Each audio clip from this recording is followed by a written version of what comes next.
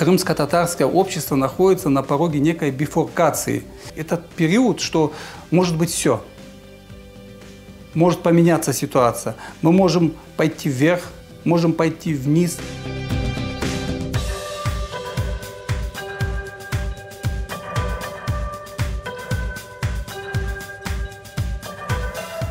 Қайтып келген соң мен өзіме мақсат қойдым. Я мен жойылacağım, я мен бір şey olacağım, я мен бір yerге, бір вақытке көшіп отырмақ керек.